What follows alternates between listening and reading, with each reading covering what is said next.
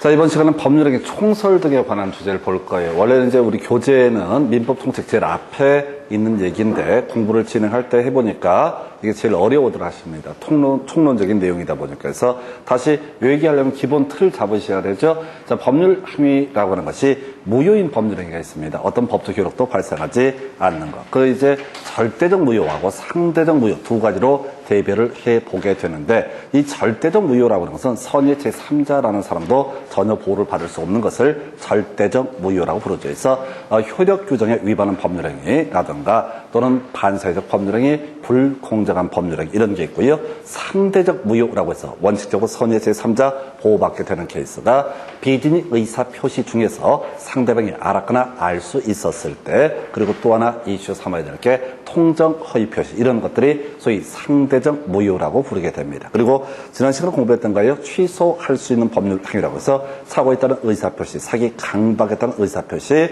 그다음에 제한 능력자의 법률 행위 이런 것들도 취소할 수 있다. 그리고 오늘 특수한 형태로서 바로 조건부 법률 행위, 기한부 법률 행위 이런 것들 설명을 드렸습니다. 그래서 이게 사실은 공부할 때 제일 힘든 부분 중에 하나예요. 그래서 제일 먼저 자, 법률 행위라고 하는 거 있고요. 이거에 대응하는 개념을 준법률 행위라고 얘기를 하게 됩니다. 이거 외울 거 없고요. 그래서 법률 행위라고 하는 것은 어떤 법적 효력의 발생을 위해서 의사표시라고 하는 것이 전제가 돼서 표시된 의사에 따라서 법적 효력이 발생하는 것을 법률 행위라고 정의를 하게 됩니다. 준법률 행위는요, 개인의 의사에 따라서 법적 효력이 발생하는 것이 아니라 민법 규정에 따라서 법적 효력이 발생하게 되는 것을 준법률 행위. 대단히 관념적이에요. 그래서 듣고 버리시면 돼. 그래서 그러다 치고, 자, 이 법률 행위의 효력 발생 요건이라고 하는 거 듣고 버리는 겁니다. 이건 답 안 되니까 일단 당사자 관련한 것이 문제가 됐고, 법률 행위의 내용이라는 것이 문제가 될 테고, 그리고 또 하나가 의사표시라는 것이 문제가 됩니다. 아까 얘기했던 얘기를 다시 하게 될 텐데, 자, 권리 능력, 의사 능력이 없는 자의 법률 행위는 무효. 권리 능력이 없다는 얘기는 죽었다는 얘기입니다. 애초에 존재하지 않았던 사람이 계약을 체결했다. 그러면 그건 뭐가 된다? 무효가 되게 된다. 법적 의무가 발생하지 않는다. 그 다음에 지금 제한 능력자의 법률 행위 3개 나오죠. 우리가 이제 학교론 공부할 때요, 공인중개사법 얘기할 때, 결격 사유할 때 미성한파라고 하는 거, 집자, 어법, 근벌, 자개 이딴 식으로 하면서 미성한 3명을 묶어서 부를 때 뭐라고 한다? 제한 능력자라고 부르게 됩니다. 미성년자, 피성년 후견인, 피한정 후견인. 그래서 미성년자는 만 19세에 달하지 아니한 자, 그다음 피성년 후견인은 국가가 보증하는 사람, 노망났다, 완전히 뭔 얘기를 하는지 모르는 사람을 피한성년 후견인, 그 정신이 오락가락한 사람을 피한정 후견인이라고 부르게 됩니다. 이런 사람의 법률 행위라고 하는 것은 어떻다? 취소할 수 있다. 왜? 이 사람 보호해줘야 되니까 민법에서 특별히 이 사람을 보호하기 위해서 제한 능력자의 법률 행위는 취소할 수 있다. 그 스스로 취소할 수도 있고요. 그 사람의 대리인 등이 취소하는 것도 가능하다. 이렇게 갑니다. 해서 이런 게 있겠고요. 그 다음에 이제 법률적인 내용이 확정되지 않았다. 그 무효 이렇게 갑니다. 이건 별거 아니고 이런 식이야. 자, 내 토지를 사라 라고 해서 상대방이 살게 라고 하면 계약이 성립하는 것이냐? 계약은 성립하지 않는다. 법률적인 내용 자체 얼마에 사고 어떤 토지를 사고 이런 구체적인 내용이 특정이 돼야지 어떻다? 유효한 것이다 라고 할 것. 그럼 이런 식이지. 자, 갑소유 X 토지를 을한테 매도하는 계약을 체결한다 하십시다. 야, 내 땅 네가 좀 사달라 라고 했을 때 을이 얘기합니다. 알았어, 200원에 살게 라고 했을 때 계약이 성립하게 됐다라고 전제를 해버리게 되면 갑은 등기를 넘겨줄 의무가 있고, 을은 이 사람한테 200원을 갚을 넘겨줄 의무가 있다. 이런 식의 논리 구조가 되는데 이게 아니란 얘기지. 자, 금액이라든가 목적물이 특정이 돼야지 어떻다? 그때 계약은 성립하게 된다. 거의 시험에 안 나와요. 계약법 할 때 한번 논의할 주제고요. 그 다음에 강행법 규정에 위반한 법률행위라고 해서, 자, 앞에서 우리 공부했던 거 허가구역 내에서의 중간 생략 등기는 뭐가 된다? 무효가 되게 된다라고 할 것, 이런 것들을 얘기합니다. 중요치 않고요. 그 다음에 이제 사회적 타당성 또는 불공정한 공정성이 없는 법률행위 이런 것들도 무효로 얘기를 하게 됩니다. 자, 그 다음에 이제 통적 허위 표시, 서로 짜고 하는 의사 표시 어떻다? 무효라고 되어 있어요. 자, 이렇게 설명드렸었죠. 갑이라는 사람이 X 부동산의 등기부를 을 명의로 넘겨주고자 합니다. 근데 실제로 매매나 증여의 의사가 아니라 갑한테 누가 돈 받으려고 뭘 한다고요? 압류등을 하려고, 가압류를 하려고 합니다. 그래서 먼저 이 등기를 딴 놈한테 넘겨놓게 된다. 이런 것을 가리켜서 짜관 의사표시 무효라고 얘기를 합니다. 비진 의사표시. 뭐였어요? 우리가 설명드릴 때 농담이라고 설명을 드린 바가 있습니다. 갑이라고 하는 사람이 을에게 야, 이번에 내가 자동차인데 너한테 5천만 원짜리 사줄게 라고 이렇게 얘기를 했습니다. 그럼 상대방이 좋아 라고 하면 증여 계약이 성립하게 된다. 증여 계약이 성립하게 되면 이 사람은 이 목적물을 증여할 법적 의무가 발생하게 된다. 상대방 받을 권리가 발생한다. 이걸 우리가 편무계약이라는 용어를 쓰게 되는데 하여튼 그렇다 치고, 근데 이 갑이라는 사람이 연봉이 한 500만 원 되는 사람이라 극단적으로 한번 전제해 보겠습니다. 근데 5천만 원짜리 자동차를 사준다? 말도 안 되는 농담한 거지. 그러면 이것은 분명히 상대방 입장에서는 알았거나 농담이라는 사실을 알았거나 최소한 알 수가 있었다. 그러니까 이건 어떻다? 법적 효력이 발생하지 않고, 따라서 이 사람은 누구한테? 을한테 자동차를 사줄 법적 의무가 없다. 근데 만약에 갑이라는 사람이 이재용 삼성 부회장 이런 사람이라고 치십시다. 재산이 어마무시하게 많아. 그러면 이 사람이 얘기를 한다고, 이재용 씨가 그거 한다며 가끔씩 삼성 핸드폰 새 거 나오게 되면 지차라고 하면 안 되지. 그분 형이라고 해야지. 하여튼간에 그 형이 차에다가 트렁크에다가 그렇게 담아 다닌대요. 핸드폰을, 그 비싼 핸드폰을 수백 개를 담아갖고 다닌대. 그래서 오다 가다가 누구 눈 마주치면 그냥 하나 준대. 만날 일이 없어. 근데 나하고는 나도 만나보고 싶은데. 아니, 그 양반이 그렇다고. 근데 그럼 그 양반이 그 돈 많은데 얘기할 수 있다고 오다 가다가 애가 똘똘해 보니까 야, 내가 너한테 자동차 1억짜리 사줄게 라고 얘기하면 그때 상대방이 뭐라고 그래서 감사합니다. 그럼 뭐야? 계약이 성립한 거야. 증여 계약이 성립한 거라고. 근데 사실은 이재용 씨가 그날 술 먹고 맨정신이, 술 먹고 그냥 얘기하면 안 돼. 하여튼 농담한 거예요, 농담. 그렇다 할지라도 상대방이 알 수 없었고 몰랐었다. 그러면 선의 무과실이 되게 되면 어떻다? 이것은 유효이기 때문에 사줄 의무가 있다. 이게 이제 비진의 의사표시라는 얘기야. 그래서 비진의 의사표시에서 우리가 앞에 공부했던 주제 중에 그런 거 있었죠? 첫 번째 출제 포인트, 비진의 의사표시에 포함되는 거 딱 하나 있었죠? 일괄사직의 의사표시 들어가면 어떻다? 비진의 의사표시. 두 번째, 유효냐 무효냐. 그럴 때 성격 급해갖고 유효 무효하면 쌍욕을 먹게 된다. 그래서 알았거나 알 수 있었다라면 뭐가 된다? 무효가 되게 된다. 이런 것들을 공부하시고, 세 번째가 대리인이 대리권을 남용을 했다는 사실을 상대방이 알았거나 알 수 있었을 때 이때도 비진의 의사표시에 관한 규정이 준용돼서 요거 무효가 되게 된다. 해서 이거 잊어버릴 거야. 하여튼간에 세 개가 이슈가 되게 된다. 이런 말씀 드렸었고요.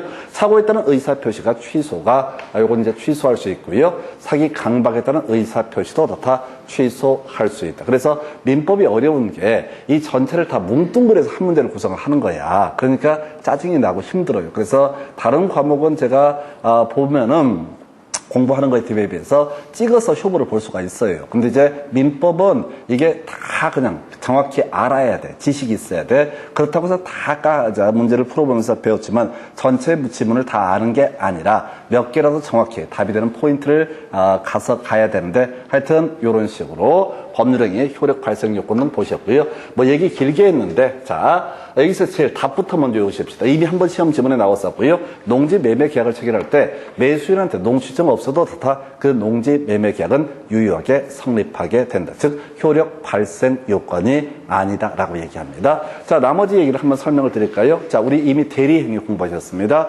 자, 이런 식의 얘기, 대리가 이런 식이죠. 갑이라는 사람이 매도인이야. 그리고 을한테 대리권이라는 것을 수요를 합니다. 야, 네가 요거 대신 좀 팔아다오라고 얘기합니다. 그래서 을이 병을 만나서 매도인 난에다 뭐라고 써? 갑의 대리인 을이라고 표시하고, 매수인 난에 뭐라고 써? 병이라고 표시한다. 그러면 매매 계약이 성립하게 된다. 그랬을 때 갑은 누구한테? 병한테 등기를 넘겨줄 의무를 지고, 병은 누구한테? 갑에게 대금을 지급할 의무가 발생하게 되는 법률 관계를 뭐라고 한다? 대리행위라고 얘기합니다. 대리행위가 본인에게 유효하기 위해서는 당연히 을이라는 사람에게 뭐가 있어야 한다? 대리권이라는 것이 존재해야 된다. 아무 권한이 없는 사람이 지 멋대로 팔았다고 해서 갑이 자, 소유권 이전기를 넘겨줄 의무를 지게 되는 것은 아니다. 요건 이미 지난 시간에 공부했었고요. 바로 이어서 봤던 것이 조건부 법률행위. 여기서 이제 이렇게 가야 되는 정지 조건부 법률행위 또는 해제 조건부가 될 텐데 조건부 법률행위에서는 조건이 성취되게 되면 어떻다? 법률행위로서 효력이 발생하거나 효력이 소멸하게 된다. 아까 우리 정지 조건이 성취되게 되면 어떻다? 자, 그때부터 법률행위로서 효력이 발생하게 된다. 해제 조건이 성취되게 되면 법률행위로서 효력이 소멸하게 된다. 그런 얘기 있었고요. 기한부 법률행위 12월 31일 되면 자동차인데 사주롭게라고 하는 거. 이걸 뭐라고 한다? 기한부 증여 계약이라는 개념으로 봅니다. 그래서 기한이 도래하면 법적 의무가 발생한다. 이런 거 있었고요. 그 다음에 이제 제일 많이 이슈가 되는 게 물권법 파트에서 공부하는 거죠. 매매 계약을 체결했다고 해서 소유권이 매수인한테 넘어가는 게 아니다. 무조건 등기해야지 어떻다? 효력이 발생하게 된다. 그래서 법률 행위에 따른 부동산 물권 변동은 등기해야지 효력이 발생한다. 그 다음에 이제 토지거래 계약. 이미 공부했던 주제예요. 토지거래 계약이라고 하는 거. 토지거래 허가 있어야지 어떻다? 이때 그 토지거래 허가구역 내 토지거래계약은 유효가 되게 된다. 허가구역 안에서 허가를 받기 전에 계약이라는 것은 유동적 무효라고 해서 우리 외웠던 거 두 가지, 세 가지였었구나. 첫 번째, 자, 매수인은 부당이득 반환 청구, 계약금 돌려달라고 할 수 없다. 왜? 아직은 확정적 무효가 아니기 때문에 매도인은 자 매수인에 대해서 채무 불이행을 원인으로 계약 해제를 할 수가 없다. 왜? 아직은 유효가 아니기 때문에 유효가 돼야지 채권 채무가 발생하고 채무 불이행에 대해서 계약 해제 문제도 발생하게 된다. 이런 논리 구조입니다. 그리고 나서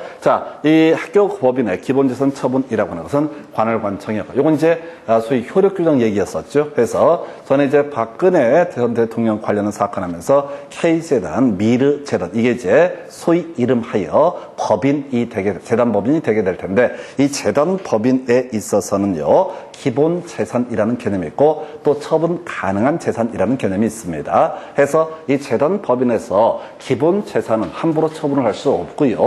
처분 가능한 재산으로 기본 재산이 아닌 것만 처분을 할 수가 있습니다. 근데 이제 박근혜 그 전 대통령 그 사건에서 그 뇌물로 이제 걸려버린 이유가 뭐냐면 그 미르재단인가 하여튼 K스포츠재단인가 기업에서 800억인가를 삥을 뜯었어. 근데 그분 입장에서는 제가 생각해 보면은 그게 삥을 뜯는다는 생각을 한 번도 안 해봤을 거야. 그냥 좋은 일에 쓰겠다. 돈 많은 애들 좀 도와다오. 아니 그분이 쭉 살아온 삶이 그 자기 아버지 때부터 그렇게 좋은 일에 쓰려고 기부를 많이 받아왔거든. 그러니까 아무 죄의식이 없는 거야. 근데 이제 그 사건이 지금 뇌물로 처벌을 받는 가장 큰 이유가 뭐냐면 그 800억 중에서 720억을 처분 가능한 재산을 분류를 해버린 거야. 80억만 기본 재산을 분류를 한 거야. 그 얘기는 뭐냐면 720억까지는 지들 마음대로 쓸 수가 있게 돼버린 거예요. 물론 그 양반 대통령이 뭐 그걸 시켰다 말았다 이런 얘기를 하는 게 아니라 그래서 그게 뇌물 사건이 돼버리는 거예요. 만약에 그걸 기본 재산을 720억을 세팅을 해놨다. 그건 뇌물이 아닌 거야. 그건 공익사업에 같이 쓰자고 찬조해 준 거에 불과해. 뇌물 안 걸려요, 그거는. 근데 그 사건은 이제 그 뭐 미르재단인가 여기 그 담당자들이 뭐 의도했겠지. 그걸 빼돌리려고. 그래서 지금 뭔 얘기를 엿보셨냐면 이 재단 법인에 있어서 기본 재산이라고 하는 것을 처분하려면 뭐가 필요하다? 장관의 허가가 필요합니다. 관할관청의 허가란 게 장관이 허가해야 좋다 팔 수가 있다. 그런데 이 기본 재산을 허가 없이 지멋대로 팔아버렸다. 그럼 그건 무효가 되게 된다. 그래서 몰라도 돼요. 그래서 이런 것들이 있는데 이건 이제 민법 전반을 다 외워야지 알 수가 있는 주제예요. 근데 일단 급하니까 농지 매매 계약에 있어서 농취증이라고 하면서 어떻다? 효력 발생 요건이 아니다. 라고 이렇게 봅니다. 그래서 하여튼 민법이 어려운 게요. 지금 이렇게 총칙 파트의 일부를 갖고 설명할 때 뒤에 계약법, 물권법을 다 한꺼번에 설명을 할 수밖에 없어요. 그래서 벙 떠 있어요. 이게 쉽지가 않아요. 그래서 시간이 좀 필요한 파트가 되겠고, 자, 여기서는 딱 한 가지네요. 지금 이 주제에서는. 자, 바로 농지 매매 계약에 있어서 농취증이라는 게 없어도 좋다. 바로 매매 계약은 유효하게 성립한다. 효력 발생 요건이 아니다. 아까 지문 통해서 설명드렸었고요. 이게 제일 어려워. 그 다음에 이제 가야 될 게 좀 간순하게 갈 부분이죠. 자, 중간중간에 얘기했던 거, 법률행위 효력 발생이라고 하는 거, 도달주의라는 얘기부터 가게 됩니다. 그래서 자, 매매 계약을 체결했습니다. 청약이 있고 승낙이라는 게 있어요. 자, 갑이라고 하는 사람이 내 부동산을 1억에 사라라고 청약을 하고 을이라는 사람이 그 부동산을 1억에 사겠다라고 승낙을 하게 됩니다. 그러면 이때 매매 계약은 성립하게 됩니다. 그러면 언제 성립하느냐 이런 것들이 문제가 되는데 바로 승낙이 상대방에게 도달했을 때 어떻다? 그 계약은 성립하게 된다. 성립 시기가 이렇게 갑니다. 그래서 가장 기본 가볼까요? 자, 상대방 있는 의사표시라고 하는 것은 언제 도달한 때 그 효력이 생기게 된다. 해서 이 사람이 5월 1일 날 청약을 해서 편지가 도달한 게 5월 2일이야. 그리고 이 사람이 승낙을 해서 5월 3일 날 도달한 게 5월 4일이야. 그러면 의사표시, 승낙의 의사표시가 도달한 때 5월 4일에 계약은 성립하게 된다. 똑같은 논리 구조로 갑이 청약을 5월 1일 날 했는데 5월 2일 날 도착해버렸어. 그러면 이미 청약은 그대로 어떻다? 유효한 것이다. 이때 가서 갑이 갑자기 뛰어가서 아까 했던 얘기 없던 일로 하자. 이게 안 됩니다. 기본적으로 의사표시는 상대방에게 도달하게 되면 어떻다? 그 효력이 발생하게 된다. 근데 이제 이슈가 되는 게 도달이 뭐냐라고 했을 때 상대방이 알 수 있는 객관적 상태에 놓여 있는 것을 뭐라고 한다? 도달이라고 부르게 되죠. 이게 어떤 경우가 있냐면 이런 경우 있다 하십시다. 매매계약이 성립했는데 얘가 대금을 지급하지 않아. 그러면 갑은 을에 대해서 뭘 할 수 있다? 해제라는 것을 할 수가 있다. 왜 대금을 채무를 이행하지 않느냐라고 해서 해제라는 것을 할 수가 있습니다. 근데 해제도 의사표시이기 때문에 상대방에게 도달해야지 어떻다? 효력이 발생한다. 대금을 지급하지 않으니까 얘가 예를 들어서 6월 1일 날 해제 의사표시를 발송을 하고 얘가 자 6월 2일 날 편지가 도착했습니다. 근데 을이 딱 보니까 누구 이름 써 있잖아. 보나마나 해제한다는 걸 알고 있으니까 편지를 안 뜯어봐.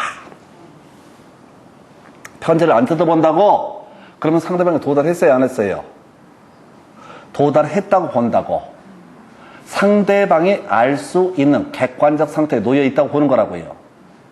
도달을 기계적으로 접근해버리면 그러면 해제 의사표시하면 그냥 쌩 까버리는 거예요. 편지 다 포장해놓고 그냥 아이스박스에 넣어놓고 아예 안 뜯어봐. 난 몰라. 무슨 꽝 새끼입니까? 그 꽝이 그렇게 되잖아요. 꽝 아시잖아요. 꽝 같은 게 그렇게 합니다. 그 시골에서 사시는 분들도 알 수도 있을 텐데 이 꽝 같은 게 사람 인기척 있으면 겁나 눈썹이 휘날리게 뛰어갑니다. 날아가질 않아 걔들은. 닭이랑 비슷하거든. 겁나 빠르게 뛰어가. 그래서 막 뛰어가는 게 보여. 그리고 덤불이 대가리를 딱 쳐박어. 그리고 가만히 있어. 안 보이잖아.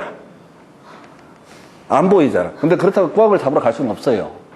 왜냐면 한 100m, 150m를 가버리니까. 사람이 150m 갈 때 때문에 얘가 기다리다 지쳐가지고 고개를 돌려보거든. 그래서 다시 이제 또 뛰어가니까 꽝 잡다가 사람 잡는 수가 있어서 그렇게 잡을 수는 없어요. 자, 뭐냐면은 자기가 안 봤다고 그래. 직접 안 봤다고 해서 너다 이게 의사표시가 도달 안 했다. 이걸 주장할 수 없다는 얘기입니다. 상대방이 알 수 있는 객관적 상태에 놓여 있는 것을 우리가 뭐라고 한다? 도달이라고 부르게 됩니다. 자, 그래서 해제 의사표시가 도달하게 되면 좋을 텐데 자, 이런 경우에는요. 등기 우편, 내용 증명 우편이라고 하는 것이 있습니다. 발송되게 되면 어떻다? 도달이 추정되게 된다. 반송되지 않는 이상. 그래서 지금은 별 의미가 없어요. 옛날에 지금처럼 전산화가 안 된 시절에 등기 우편이나 내용 증명 우편을 보내게 됩니다. 그러면은 자, 반송이 안 됐다라고 한다면 발신인 입장에서는 어떻다? 당연히 도달한 것으로 보겠지. 근데 그걸 어떻게 입증할 방법이 과거에 없었다고요. 지금은 등기우편 보내게 되면 몇 시 몇 분에 누가 받고 이런 게 다 전산상에 다 나타나니까 도달을 충분히 입증해 보일 수가 있어. 근데 옛날에 전산화가 안 됐던 시절에는 상대방이 얘기를 하는 거야. 나는 편지를 받은 적이 없다. 그래서 우리 판례를 만들게 된다고. 자, 바로 등기우편이나 내용 증명 우편이라는 게 반송이 되지 않았다라고 한다면 어떻다?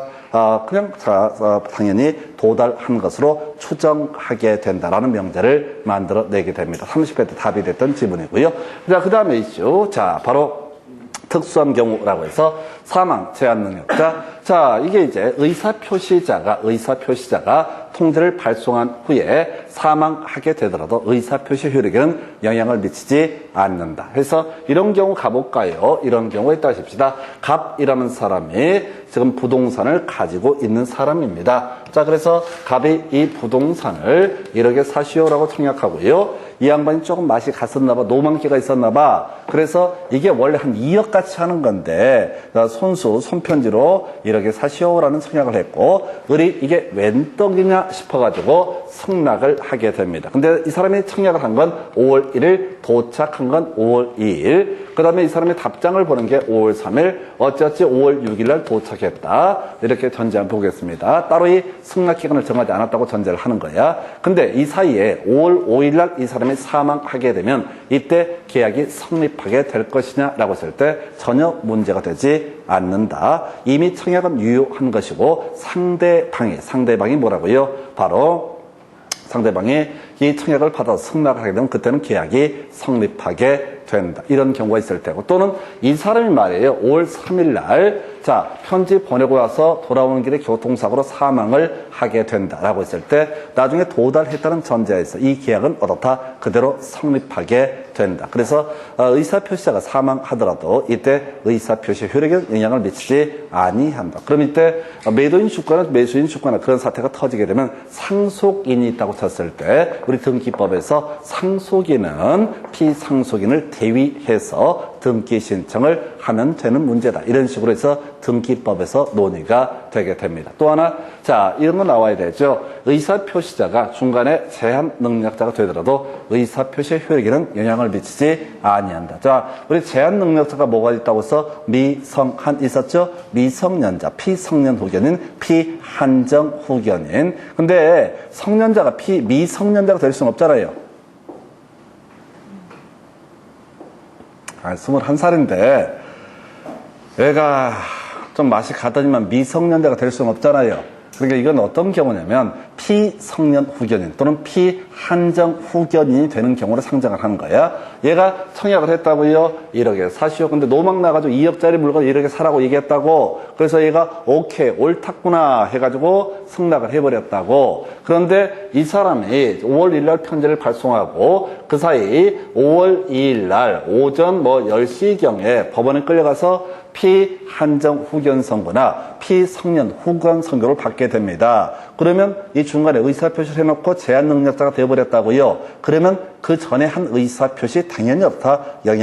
효력에 영향을 미치지 아니한다. 그대로 어떻다? 계약은 성립하게 되는 것이다. 이런 식의 얘기해서 여기서는 주로 이제 이슈 삼는 게 이거죠. 제한 능력자가 됐을 때 의사표시 효력에는 영향을 미치지 아니한다라고 할 것. 그 외, 자, 발신주의라는 개념이 있습니다. 기본적으로 의사표시는 도달했을 때 어떻다? 효력이 발생하게 된다. 근데 발신주의가 우리 민법에서 두 군데 나오는데 시험에는 한 군데밖에 안 나와요.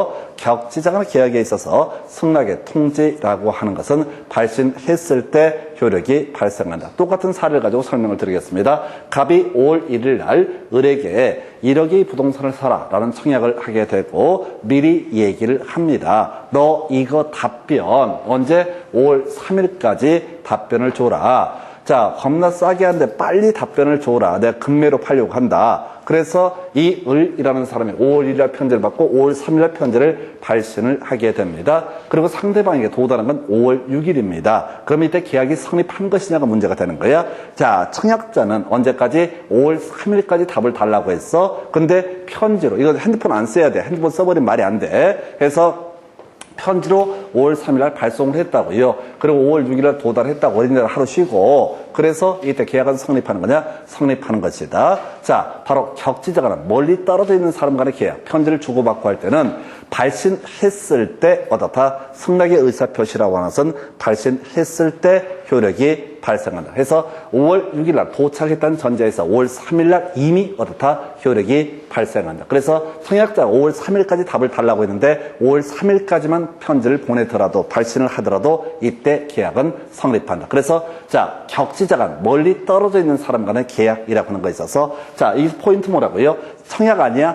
자, 승낙의 통지라고 하는 것은 어떻다? 발신했을 때 효력이 발생한다. 그래서 이런 걸 갖고 유치하게 구성할 때 격치자간 계약에 있어서 청약의 통지라고 하는 것은 발신했을 때 효력이 발생한다. 아니요. 청약은 무조건 도달했을 때 효력이 발생하게 될 것이고 승낙이라고 하는 거 이것도 격치자간의 계약이라고 하는 거 이 전제하에서 이때는 발신했을 때 어떻다? 그 효력이 발생하게 된다. 이렇게 경우수를 삼게 됩니다. 그래서 이 파트에서는 주로 이슈가 됐던 것이 전반적인 맥락이 그동안 가장 많이 나오지 않다 보니까 의사표시자가 제한 능력자가 되더라도 의사표시 효력에는 영향을 미치지 아니한다. 요거 하나 이슈 삼을 수 있겠고요. 그 다음에 30회 때 나왔던 것이 바로 뭐라고요? 도달의 추정이라고 하는 것을 하나 구성을 했었고 그 다음에 전통적으로 잊어버릴만 하면 가끔 던져주는 것이 격치자간의 계약에 있어서 승낙의 통지라고 하는 것은 발신했을 때 효력이 발생한다. 이런 식으로 얘기를 합니다. 그래서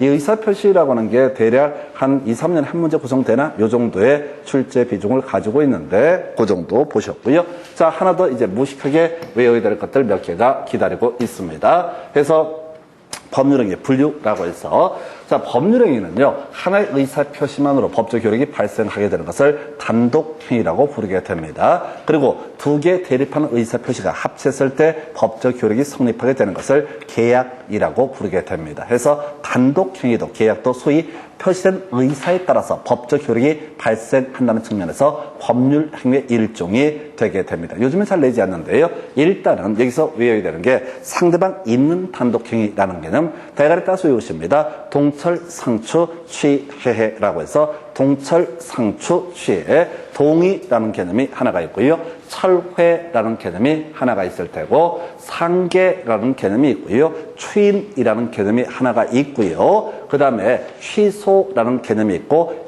해제라고 하는 것이 하나가 있고 해지라는 것이 있어요. 그래서 이거 공부하실 때 사람들이 되게 그런 얘기를 해요. 아, 민법은 용어가 겁나 어렵다. 용어만 알면 될 것 같은데 예, 민법을 다 외우시게 되면 용어를 다 암기하시게 되는 겁니다. 이게 민법 전반에 다 걸쳐 있는 거예요. 예를 들어서 동의라고 하는 거 뭐냐면 아까 우리 제한 능력자의 법률행위는 어떻다? 취소할 수 있다. 이런 게 있었거든요. 미성년자가 법률 행위를 하면 어떻다? 취소할 수 있다. 취소하면 소급해서 무효가 되게 된다. 이런 것들을 지난 시간에 공부를 해왔었어요. 이때 제한 능력자의 법률 행위라 할지라도 만약에 법정 대리인이 동의를 하게 되면 어떻다? 이건 취소권 행사가 인정되지 않습니다. 우리 거의 공부 안 하는 거야. 이게 동의란 얘기는 공부할 일이 거의 없어요. 그 다음에 자 지금 어디 있지? 철회라고 하는 거. 이거 제일 중요했던 게 어디냐면 계약의 무권 대리라고 하는 부분에서 선의의 상대방은 추인이나 추인 거절 의사 표시가 있기 전까지 어떻다? 철회할 수 있다라고 하는 거. 물리는 것을 뭐라고 한다? 철회라고 이렇게 부르게 됩니다. 원칙적으로 철회는 허용되지 않습니다. 상대방에게 도달하기 전에는 어떻다? 철회가 가능할 수 있겠지만 도달해버리면 기본적으로 철회는 인정되지 않는다. 근데 계약의 무권 대리 다시 한번 가볼까요? 계약의 무권 대리 얘기 이렇게 설명을 드렸던 바가 있었죠. 자, 갑이 X 부동산을 소유하는데 이 사람의 아들인 무권 대리인. 자, 아버지한테 대리권 수여받지 아니한 무권 대리인이 자, 아버지의 대리인 을입니다. 라고 개뻥을 치고 병과 계약을 체결을 하게 됩니다. 그러면 갑은 누구한테? 병한테 소유권 이전 해줘야 되는 의무가 있는 게 원칙이고 병은 대금을 갑한테 지급할 의무가 있는 게 원칙. 근데 무권 대리인이 되게 되면 이때 갑은 이 사건에 대해서 법적 책임이 없다. 그래서 이 와중에 이 사람이 추인을 하게 되면 추인하는 게 있는 그대로 인정하겠다 이런 취지야. 추인을 하게 되면 뭐가 되고 유효가 돼서 갑이 등기를 넘겨줄 의무를 지게 될 테고 추인 거절의 의사표시를 하게 되면 어떻다? 무효가 되게 된다. 그래서 최소한 갑은 책임을 지지 않는다. 이게 소위 계약의 무권 대리라는 개념인데 이 와중에 추인이나 추인 거절의 의사표시를 하기 전에 갑이 병이라는 사람이 뭘 할 수 있다? 바로 철회라고 하는 거 할 수 있는데 논의의 포인트는 선이었을 때 내막을 몰랐을 때만 어떻다? 철회 할 수 있다. 철회의 의미가 뭐라고요? 물리는 것을 가리켜서 철회. 철회는 원칙적으로 허용되지 않습니다. 철회 의사표시를 하게 되면 그대로 어떻다고요? 법적 효력이 발생하게 된다라고 할 것. 그 다음에 상계, 퉁치는 걸 뭐라고 한다? 상계라고 부르게 된다. 해서 이런 경우라는 거죠. 내가 얘한테 돈 받을 게 있어서 100만 원 받을 게 있는데 여차 저차 하다 보니까 딴에, 자 이렇게 가볼까요? 갑이 을한테 채권 100만 원을 가지고 있다. 을이 병한테 채권 얼마? 또 100만 원을 가지고 있다. 또 병이 갑에 대해서 채권 100만 원을 가지고 있다고 이렇게 해보자고. 그랬을 때 갑이 을한테 돈 달라고 하니까 야 저차저차해서 그냥 다 퉁치는 걸로 하자라고 얘기한다라면 이걸 뭐라고 한다? 바로 상계라고 이렇게 얘기를 하게 됩니다. 상계도 거의 보실 일이 없어요. 나중에 동시이행의 항명권 얘기할 때 상계 인정되지 않는다. 이런 쟁점이 하나 나오는데 거의 시험에 나오지 않습니다. 그 다음에 자 아까 추인이라고 하는 거 있는 그대로 인정하는 거 해서 우리가 강조드렸던 추인이 뭐가 있었냐면 무효인 법률 행위에 대해서 무효임을 알고 추인을 하게 되면 그게 상대적 무효라는 전제하에서 장래에서 다 그 효력이 발생한다. 그때부터 새로운 법률 행위를 한 것으로 본다. 이런 것들 또 취소할 수 있는 법률 행위에서 법정 추인이라든가 자, 법정 대리인의 추인이라는 게 있었죠. 해서 지난 시간에 공부했던 것 같은데 법정 대리인의 추인은 취소의 원인이 소멸되기 전에 하더라도 유효하다. 이런 것들이 출제이죠. 그래서 추인은 있는 그대로 인정하겠다는 의사표시. 이렇게 의사표시가 있으면 민법 규정에 맞으면 추인에 한 대로 법적 효력이 발생한다. 취소, 제일 많이 공부했던 주제죠. 취소라고 하는 것은 자 제한 능력자의 법률행위에 차고 있다는 의사표시, 사기 강박에 따른 의사표시 등 어떻다 취소권 행사할 수 있고 취소권 행사가 이루어지면 소급해서 무효가 된다. 자 그리고 유효인 법률 행위에서 해제와 해지가 문제가 되죠. 매매 계약을 체결했습니다. 근데 일방 당사자가 자신의 채무를 이행하지 않는다. 그럼 상대방은 해제하고 뭘 할 수 있다? 손해배상을 청구할 수 있다. 이런 게 있었고 해지라고 하는 것은 임대차 계약처럼 계속적 계약이라고 해서 임대차 계약에서 채무를 변제하지 않는다. 월세를 내지 않는다. 그러면 해지할 수 있다. 이런 식의 논리 구조가 되게 됩니다. 근데 이렇게 해봤자 이거 백날 제가 민법 전반을 쭉 읊어드렸는데 기억에 남는 거 없어. 그냥 대가리 따서 동철, 상추, 취해 그리고 바로 대응해서 출제할 이슈 합의, 해제, 합의, 해지라고 하는 거 나와 있죠. 해서 우리 계약법 할 때 공부할 주제죠. 자, 요건 한번 설명을 드려볼까요? 자, 갑이라고 하는 사람이 소유하고 있는 부동산에 대해서 을과 매매 계약을 체결을 하게 된다. 갑이 을과 매매 계약을 체결을 하게 된다라고 이렇게 한번 전제를 해보겠습니다. 해서 계약이 성립했어요. 그럼 갑은 누구한테? 을에게 등기를 넘겨줄 의무가 있고 을은 갑에게 대금을 지급할 의무가 있다. 근데 둘 중에 한 명이 자신의 채무를 이행하지 않으면 상대방에 대해서 갑이나 을은 뭘 주장할 수 있다? 해제권 행사할 수 있다. 해제권 행사는 소급해서 무효가 되게 되는 것이고 무효가 되면 이걸 이유로 해서 손해배상 등을 추가로 청구할 수 있다. 이게 해제라는 개념. 이에 비해서 임대차 계약, 갑소유 X 부동산에서 을이 임차인이 되는 임대차 계약, 이걸 나중에 임대차 같은 건 계속 임대인, 임차인이 연락을 해야 되거든. 이걸 이름하여 계속적 계약이라고 부르게 되는데 이 임차인이라는 사람이 차임을 연체한다. 그러면 이 사람은 뭘 할 수 있다? 해지라는 것을 할 수 있다. 한 번 매매는 물건 주고받고 하면 끝나는 거잖아. 이걸 일시적 계약이라고 부르고 이때는 뭘 할 수 있다? 해제를 할 수 있다. 그래서 해제나 해지는 기본적 의미 자체가 해제는 꼭 그런 건 아니지만 일방 당사의 채자의 채무 불이행 등이 있게 되면 어떻다?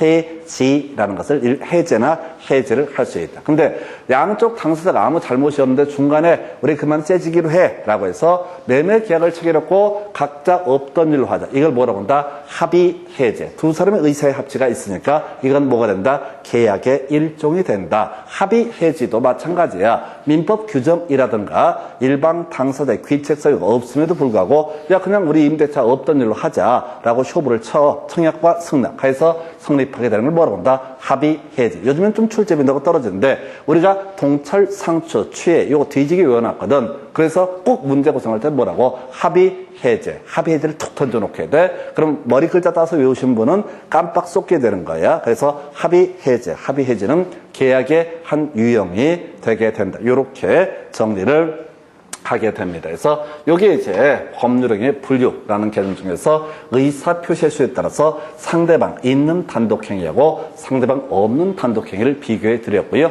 하나만 더 가볼까요? 제일 어려운 주제가 이 파트, 채권 행위와 물권 행위 또는 의무 부담 행위와 처분 행위라는 개념. 이게 조금 어려워요. 우리 앞에서 공부할 때 이런 얘기 했습니다. 매매 계약이라는 것이 성립하게 되면은 매도인은 누구한테 매수인에게 등기 넘겨줘야 되고 매수인은 매도인에게 뭘 해야 된다? 대금을 지급해야 된다. 이걸 우리가 뭐라고 한다? 매매 계약이라고 부르게 됩니다. 자, 사안을 다시 가볼까요? 자, 갑과 을 사이에 X 토지에관한 매매 계약이 성립이 됐어. 계약의 성립은요, 의사의 합치. 이 X 부동산을 1억에 사시오? 네, 1억에 사겠습니다. 그러면 어떻다? 이게 매매 계약이 성립이 된 사례가 되겠습니다. 자, 그러면 매매 계약이 성립되게 되면 이 소유권은 현재 누구한테 있습니까? 갑한테 있습니까? 을한테 있습니까? 오늘 바로 도장 딱 찍었어. 그러면 누구 거다? 여전히 갑한테 있는 것 같지?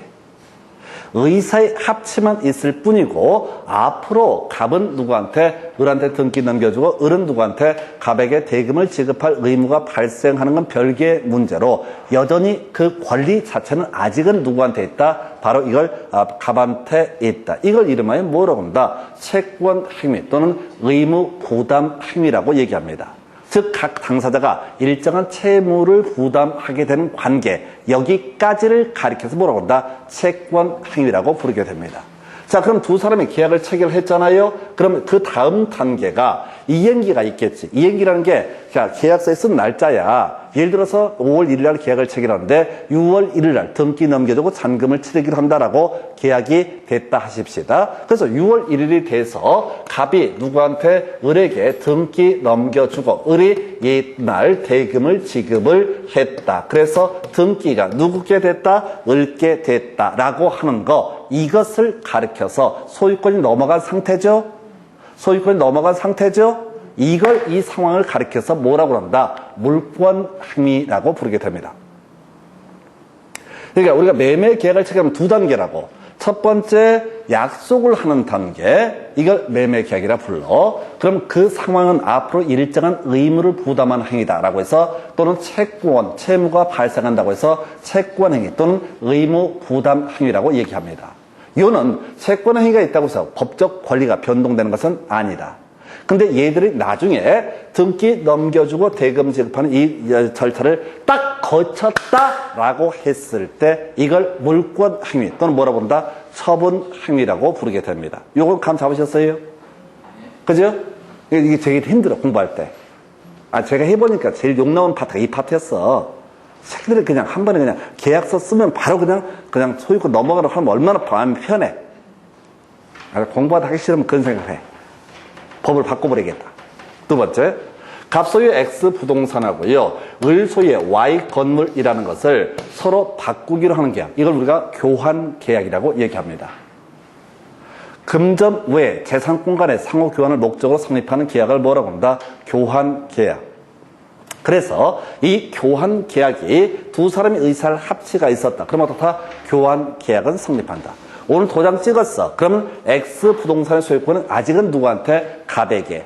Y 부동산의 소유권은 누구한테? 을에게 남아있는 상태. 그러나 각각의 당사자는 이 등기를 넘겨줄 의무를 부담하게 되는 관계. 이걸 교환계약. 교환계약이라고 하는 것은 소위 앞으로 등기 넘겨줄 의무가 있다고 해서 의무 부담행위 또는 채권행위라고 얘기합니다. 자, 그러다 치고 여기서 이제 1년 한 달 후에 갑이 누구한테? 을한테 등기 넘겨주고, 자, 각각 등기를 넘겨줘. 어떻게 넘겨주냐? 을이 X, 갑이 Y가 됐다. 이 상태를 가리켜서 뭐라고 한다? 처분행위, 물권행위라고 얘기를 합니다. 두 단계로 나눠봐야 돼요. 세 번째, 갑소유의 X 토지에서 이 부동산을 을이 이용을 하겠다라고 해서 임대차 계약을 체결을 하게 됩니다. 그럼 임대차 계약을 체결하면 어떤 의무가 발생하냐면 임대인은 임차인한테 목적물을 인도해줄 의무를 지게 됩니다. 임차인은 대신 약정한 차임을 지급할 법적 의무가 발생하게 됩니다. 오늘 도장 찍었어요? 예. 그럼 이건 뭐가 된다? 채권 행위라고 부릅니다. 또는 의무 부담 행위라고 부르게 됩니다. 그래서 얘가 갑이 누구한테 목적물 자체를 을에게 인도를 해줬다. 키를 준 거야. 키를 준 거야. 그럼 이용할 수 있잖아요. 이걸 뭐라고 한다? 물권 행위. 그리고 이 사람이 차임을 지급하는 관계. 이거 차임을 지급했다. 이걸 뭐라고 한다? 물권 행위 또는 처분 행위라는 표현을 씁니다. 어려워요. 그래서. 그 외울 게 뭐야? 의무 부담 행위. 요것만 외우시면 돼. 채권 행위만 외우시면 돼. 왜 주격해 할 게 매매교환 임대차거든. 나머지는 다 뭐가 된다? 물권 행위. 이걸 두 개를 비교해 가면서 외우는 게 아니라 아까 우리 앞에 조건 기한하실 때 이렇게 설명드렸다고 조건 없는 법률에게만 주구장창 외우자. 정기해능. 그럼 나머지 모르면 다 뭐가 된다? 무효인 법률행위. 이렇게 설명을 드린 바가 있습니다. 그래서 여기서도 뭐야? 물권행위와 채권행위를 둘 다 외우면 죽어요. 죽어. 채권행위만 뒤지게 외우는 거야. 외우기도 쉬워. 왜? 민법에서 계약법 강론의 목차거든. 매매, 교환, 임대차, 매매교환, 임대차라고 하는 것은 어떻다? 바로 채권행위 혹은 의무 부담 행위라고 부르게 된다. 여기까지. 유상무상도 어려울 거 없습니다. 자, 우리가 공부했던 매매교환, 임대차는 모두 다 유상행위가 되게 된다. 이렇게 해석하는 거예요. 그래서 이렇게 자 개념 보셨고요. 자 그리고 나서 지금 권리의 발생 변동 좀 애매하니까 잠시 끊었다 여기서부터 이어서 설명을 드리도록 하겠습니다.